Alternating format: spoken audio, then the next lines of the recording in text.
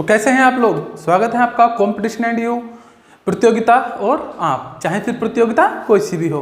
फिलहाल हम लोग कर रहे हैं हिंदी का प्रैक्टिस सेट, जो कि बिल्कुल इंपॉर्टेंट रहेगा आपके लिए, चाहे पेपर कोई सा भी हो आपका जिसमें हिंदी आती हो। लाइक लेखपाल, जेल वार्डन जो कि परीक्षा आने वाली है उसके लिए तो बेहद ज़्यादा इंपॉर्टेंट है।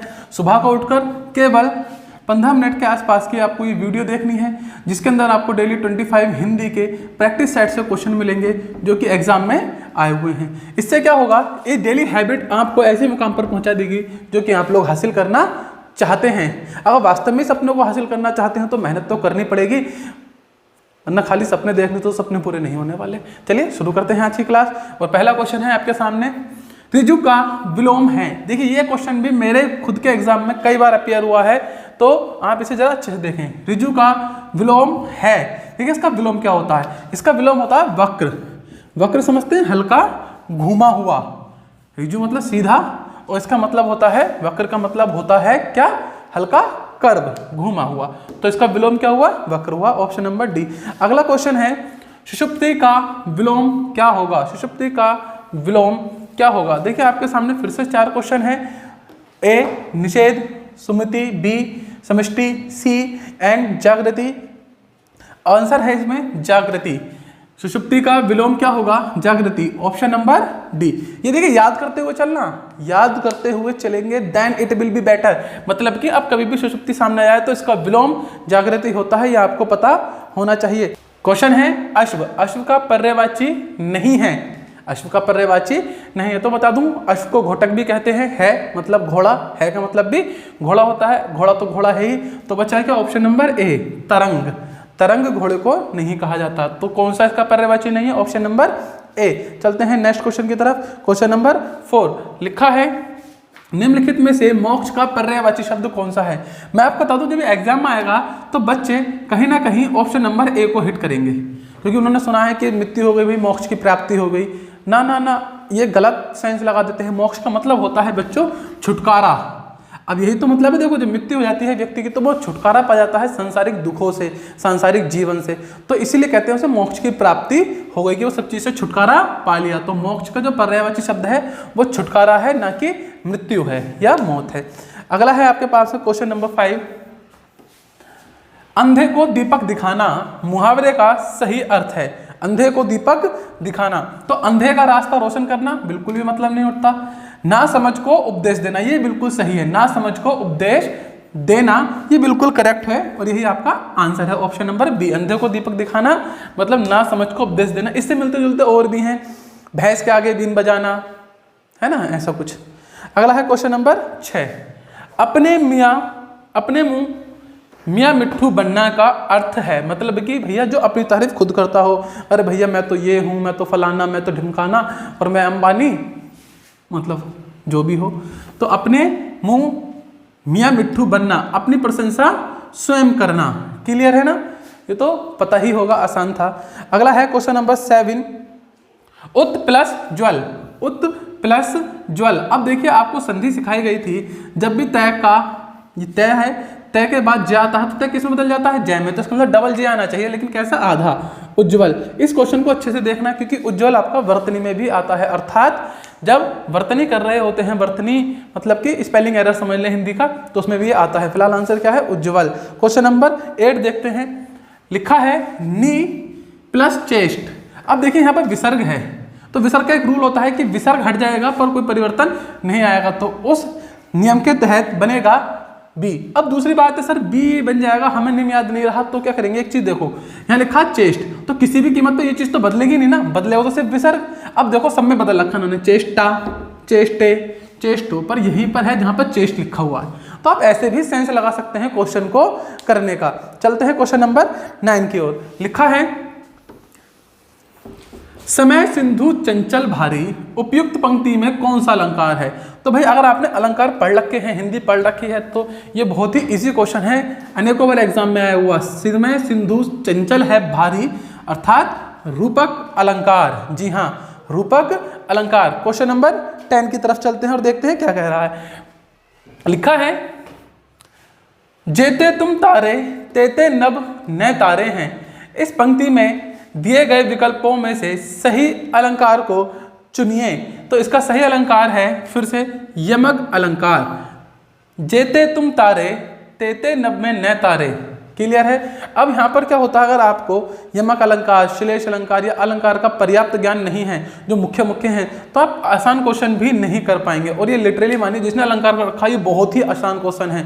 I would like to tell you कि बेहद ही आसान क्वेश्चन है। तो चलते हैं नंबर 11 पर। और लिखा है संस्कृत के जो शब्द मूल रूप से हिंदी में प्रयोग किए जाते हैं, मूल रूप से मतलब जैसे संस्कृत में थे वैसे के वैसे ही प्रयोग कर लिए जाते हैं, तो क्या कहलाते हैं वो भैया जी? वो तत्सम कहलाते हैं। क्या?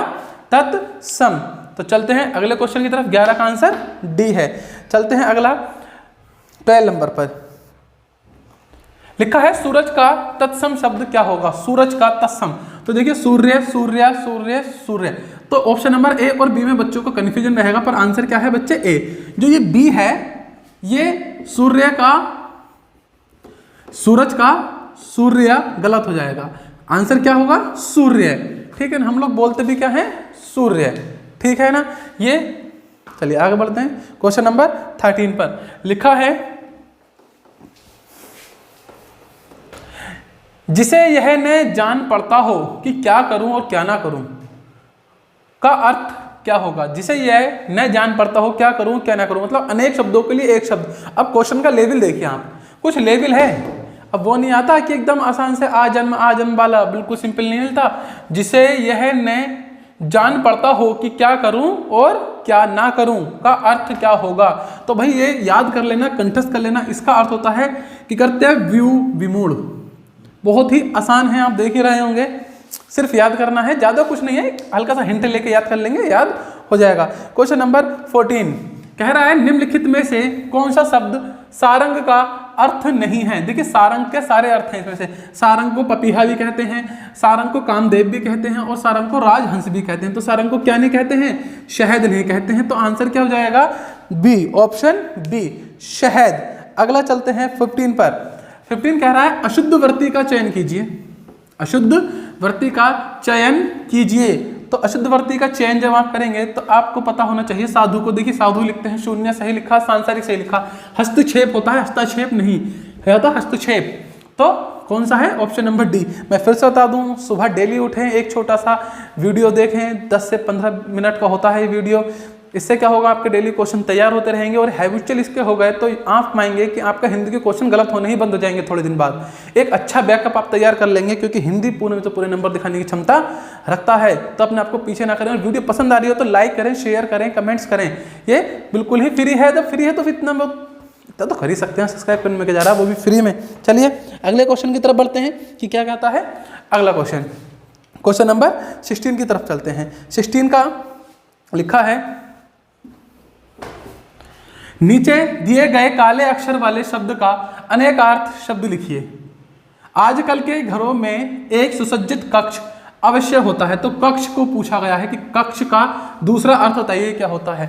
तो भाई जो हमारे यहाँ एक सुसज्जित कक्ष होता है, आमतौर पर क्या होती है? बैठक। क्या होती है? बैठक। क्या कहते हैं उसे? जो सभी क्या होता है आजकल नॉर्मल रूप से बैठक कह देते हैं। क्लियर है? इसका आंसर क्या है? डी। क्वेश्चन नंबर 17 लिखा है आंचलिक रचनाएं किससे संबंधित होती हैं? आंचलिक रचनाएं, देखिए याद रखना, बहुत ही अच्छा क्वेश्चन, कई बार आया हुआ। तो ये होती हैं किसी क्षेत्र विशेष से संबंधित। किसी क्षेत्र विशेष में ज्यादा उजागर होती हैं और वहीं पर सुनी जाती हैं या फिर देखने को मिलती हैं। तो आंचलिक रचनाएं किसी क्षेत्र से संबंधित होती हैं। क्लियर है? क्वेश्चन नंबर 18 लिखा है दीप सा मन जल चुका है। इस पंक्ति में वाचक शब्द क्या है? अब अगर आपने अलंकार अच्छे से पढ़ा तो आपको वाचक शब्द भी पता होगा। वाचक शब्द होता है जो जोड़ने का काम करता है, जैसे कि दीप सा मन मेरा। तो ये जो सा शब्द है, ये जो सा शब्द है, ये क्या है? आपका वाचक है। क्या है? वाचक। तो ऑप्शन नंबर बी पर आप जाएंगे और आपको आंसर मिल जाएगा। चलते हैं अगले क्वेश्चन की तरफ। मजा आ रहा हो वीडियो में तो लाइक करें, एकदम से फटाफट लाइक करें, सब्सक्राइब करें अगर चैनल पर पहली बार आए हैं, और आदत बना लें। आदत से ही काम बनता है। आदत अच्छी हो तो जिंदगी बन जाती है, और खराब हो तो भैया बिगड़ने में तो देर लगती नहीं है। आइए, निगुण में कौन सा उपसर्ग प्रयुक्त हुआ है? निगुण में कौन सा उपसर्ग प्रयुक्त हुआ है? तो बहुत ही आसान से आपको दिख रहा होगा, इसका आंसर बिल्कुल सिंपल है, कुछ भी नहीं है। निगुण में कौन सा उपसर्ग है? नी। उपसर्ग देखिए हर पेपर, हर टेस्ट में उपसर्ग से क्वेश्चन बनना है, तो उपसर्ग का मतलब जो स्टार्टिंग में जुड़कर किसी भी शब्द या शब्दांश के शुरुआत में जुड़कर शब्द के मीनिंग को बदल देता है, उसे क्या कहते हैं? उपसर्ग कहते हैं। तो क्या जुड़ा हुआ शुरू में? नी। तो आंसर क्या हुआ? ए। अगला है आपके पास क्वेश्चन नंबर 20, लिखा है निम्नलिखित में से कौन सा अव्ययी भाव समास नहीं है। अब याद रखेंगे मैंने आपको अव्ययी भाव समास सिखाया था और अव्ययी भाव समास में बताया था कि कैसे पहचान करेंगे। ये अव्ययी भाव समास की स्टार्टिंग में यथा आता है, प्रति आता है ना, ये शब्द आते हैं, हाथ आता है, ठीक है, मेन लिख दिया मैंने, ठीक है। तो अब देखो यहाँ पर यथा है, प्रति है, प्रति है, तो इसका मतलब तीनों कैसे हैं? अव्ययी भाव समास। पर यहाँ पर है क्या ऐसा कुछ? नहीं। तो आंसर क्या होगा प्यारे बच्चों? डी, आय और व्यय। क्वेश्चन नंबर 21 क्वेश्चन आपको बताता है निम्नलिखित में से त्रुटिपूर्ण भाग का चयन कीजिए। बहुत ही अच्छे क्वेश्चन यहाँ से बनते हैं। यदि कोई त्रुटि न हो तो डी भाग का चयन कीजिए। अब देखिए एक सेंटेंस लिखा है, आपको इसमें गलती बतानी कि कौन से पार्ट में। वीर सैनिक कहते हैं, यहां तक का पार्ट ए कहलाता है, कि हम विद्रोही शत्रु, ये पार्ट बी, का नाश करेंगे, ये पार्ट सी। कोई त्रुटि नहीं है, पार्ट डी। क्लियर है? तो आप एक बार इसे पढ़कर अंदाजा खुद बताएं कि कहां गलती होगी। आप वीडियो को रोकें और बताएं, है ना, मैं नहीं रुकूंगा वरना वीडियो लंबी हो जाएगी बिन बात के। वीर सैनिक कहते हैं कि हम विद्रोही शत्रु का नाश करेंगे। अब भैया जो शत्रु है वही तो विद्रोही है, तो यहाँ पर विद्रोही शत्रु तो बेकार की बात आ गई ना, मतलब कि कोई यूज ही नहीं बनता। शत्रु तो विद्रोही होगा ही होगा, तो विद्रोही शब्द की कोई जरूरत नहीं थी। जैसे कि कई बार ये क्या होते हैं, ये शब्द कुछ एक्स्ट्रा जोड़ दिए जाते हैं। जैसे कहते हैं कि एक विधवा औरत बाजार जा रही थी।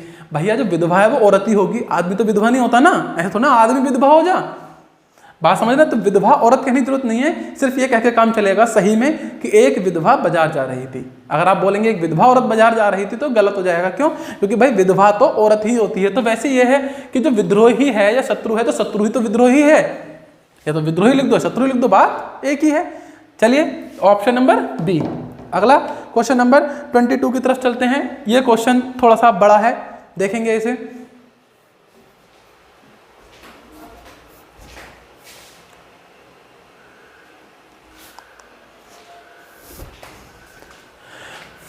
दिए गए प्रश्न में वाक्य के पहले और अंतिम भाग को क्रमशः 1 और 6 की संख्या दी गई है। इनके बीच आने वाले 4 अंश हैं, ठीक है ना, 4 भाग बांटे गए हैं। यह रह वह की संख्या दी गई है, यह संख्या दी गई है।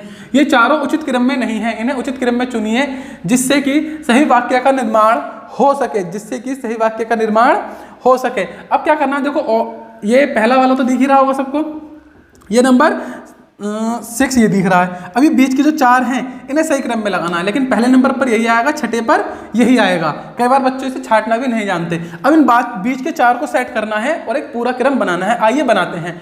छोटे छोटे कार्य वह। अब देखो इनमें से कौन सा आ सकता है, यह रे ले वह में से। क्लियर है? तो यह को देखते हैं, ट्राई करके देखना पड़ता है। छोटे छोटे कार्य वह, उनके छोटे छोटे रहस्य दिला सकते हैं। क्या दिला सकते हैं? मतलब मैच नहीं हो रहा ना, छोड़ो। छोटे छोटे कार्य व उनके छोटे छोटे रहस्य आपको उत्कृष्ट सफलता, अब देखो बनाना, दिला सकते हैं। आपकी लोकप्रियता को सर्वोच्च शिखर पर आरूढ़ कर सकते हैं। अब देखो हमने जो मिलाया वो किससे बना था, वो बना है ऑप्शन नंबर सी से। देखो छोटे छोटे कार्य व, अब क्या लिया हमने, यह को लिया, ऑप्शन नंबर सी से यह, उनके छोटे छोटे रहस्य, इसके आगे वह उनके छोटे छोटे रहस्य, अब लेंगे ले नंबर का। आपको उत्कृष्ट सफलता, अब लेंगे रे नंबर का, दिला सकते हैं आपकी, फिर लेंगे वह लोकप्रियता को सर्वोच्च, छठा अपने आप है ही, शिखर पर आरूढ़ कर सकते हैं। तो ऑप्शन नंबर सी। समझ में आ रहा होगा, इसे क्रम से लगाना कोई टफ नहीं है, बहुत ही आसान काम है। क्वेश्चन नंबर 23 देखते हैं। नहीं पराग नहीं मधु, नहीं विकास यही काल, अली कली ही सो बंधियो, आगे कौन हवाल। तो उपयुक्त पंक्ति में कौन सा छंद है। अब भैया देखिए छंद जो है ऐसे तुक्के से नहीं लगा सकते, आपको छंद गिनने आने चाहिए, उनकी मात्राएं गिनने आनी चाहिए। अब आपके सामने कितने ऑप्शन हैं, फिलहाल हमारे सामने ऑप्शन है दोहा, सोठा, वैरवे और छप्पे। आपको पता होना चाहिए कि इसमें कितनी मात्राएं होती हैं। तो सबसे पहले दोहे को ले लेते हैं। दोहे में कितनी मात्राएं होती हैं, 13, 11 और 11। और इसकी बात करते हैं सोठा में, तो इसमें 11, 13 11 और 13। एक बार से मैच कर लेते हैं, क्या पता इनमें से कोई मैच हो। तो मात्राएं गिनते हैं, आइए। इसकी एक मात्रा इसकी, एक इसकी, दो इसकी, एक इसकी, एक एक एक एक एक एक एक।